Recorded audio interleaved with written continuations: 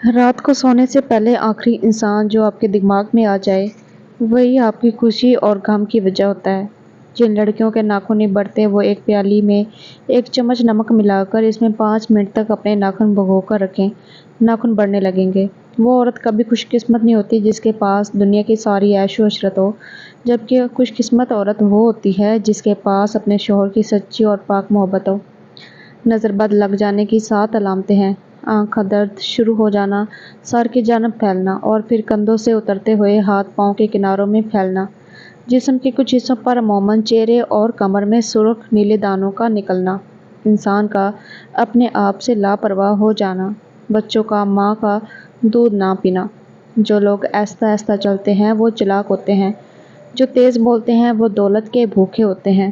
Jewellery کی چمک دمک برقرار رکھنے کے لیے جویلری باکس میں چاک رکھ دیں، آپ کی جویلری کبھی کالی اور خراب نہیں ہوگی۔ کیلے کا استعمال کینسر کے مریض ضرور کیا کریں۔ ایسے مریض جو ذہنی دباؤ یا ڈپریشن کا شکار ہوتے ہیں وہ دہی کا استعمال ضرور کریں۔ تمہاری سلامتی اسی میں ہے کہ اپنے منہ کو زیادہ بند رکھا کرو، کیونکہ جب تک ایک مچھلی اپنا منہ بند رکھتی ہے وہ کانٹے کی گرفت میں نہیں ہوتی۔ ہر نماز کے بعد اپنے ہاتھوں کو چہرے پر پھیر لیا کرو۔ چہرے پر کبھی کسی بھی قسم کے داغ یا کیل مہاسے نہیں نکلیں گے۔ خواب میں نماز اندھیرے میں پڑھنا غموں سے خوشی پانے کی علامت ہے۔ دوائی کے سائیڈ ایفیکٹ سے بچنے کے لیے جو بھی دوائی کھائی جائے اس پر پہلے 12 دفعہ بسم اللہ اور 12 دفعہ کوئی سا بھی درود پاک پڑھ کر دم کریں، انشاءاللہ دوا فائدہ دے گی اور کبھی دوائی کا کوئی سائیڈ ایفیکٹ یا نقصان نہیں ہوگا۔ ہفتے میں 1 مرتبہ ضرور ناک کے بال کاٹ لیا کرو، اس سے وبائی امراض سے نجات پا سکتے ہیں۔ سبز گھاس پر بیٹھ کر لمبی لمبی سانس لینے سے پھیپھڑوں کی صفائی ہوتی ہے۔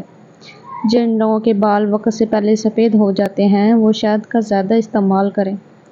زیادہ برف کا استعمال کرنے سے معدے کی کمزوری ہو جاتی ہے اور دل کی نسیں کمزور ہو جاتی ہیں۔ چکر آنے لگیں تو کالا نمک پانی میں ملا کر پینے سے چکر آنے فوراً بند ہو جاتے ہیں۔ رات کو سوتے وقت چہرہ نہ دھونا نیند کا پورا نہ ہونا چہرے کو خراب کر دیتا ہے۔ آلو بخارے کا شربت پیو، جگر کی صفائی ہو جاتی ہے۔ ہر 3 دن بعد چینی کو پیس کر انڈے کی سفیدی میں ملا کر لگانے سے جھریاں ختم ہو جائیں گی۔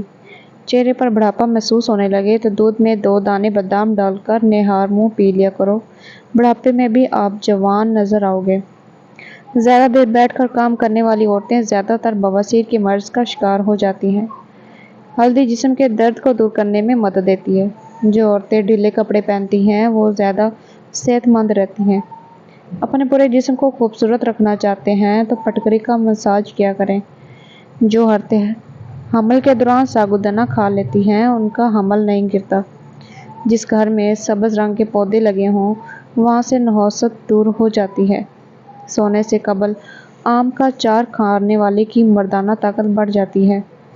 سر پر زیتون کے پودے کا تازہ رس نکال کر لگا دیں، ساری عمر بال سفید نہیں ہو پائیں گے۔ زیادہ دیر وضو میں رہا کرو، آپ کی عمر بڑھ جائے گی۔